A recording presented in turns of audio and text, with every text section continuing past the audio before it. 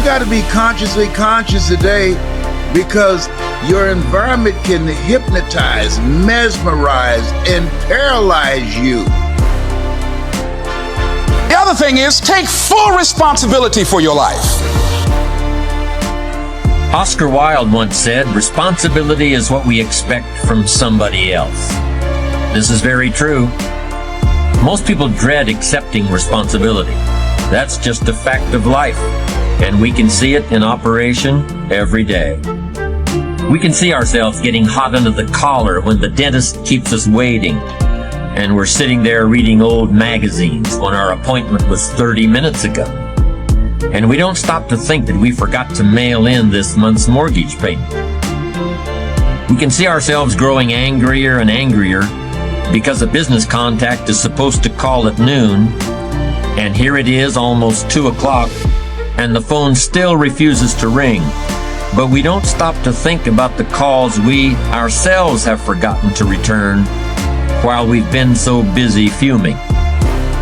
We can see ourselves writing an angry letter to the airline because a flight was delayed, but we don't write an angry letter to ourselves when we're late for something, even though that might not be a bad idea at all.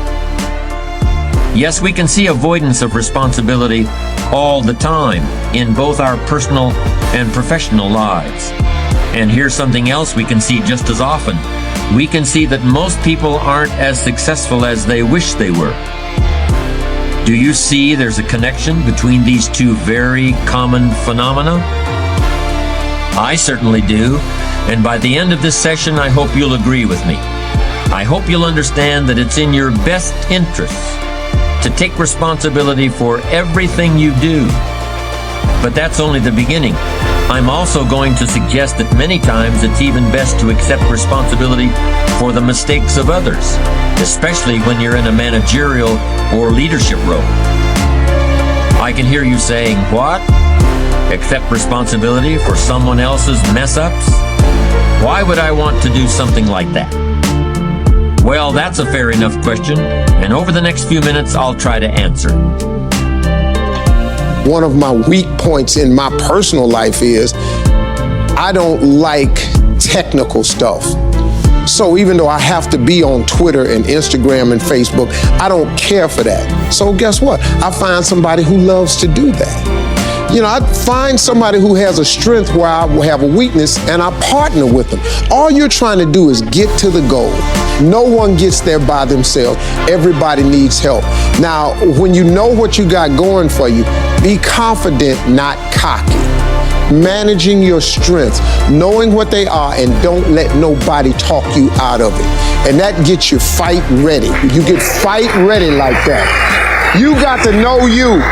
Helps you develop your skills. All the while, you're developing your strength. You just got to keep developing the strength. Don't let anybody talk you up. At the same time, you must work on improving your weaknesses.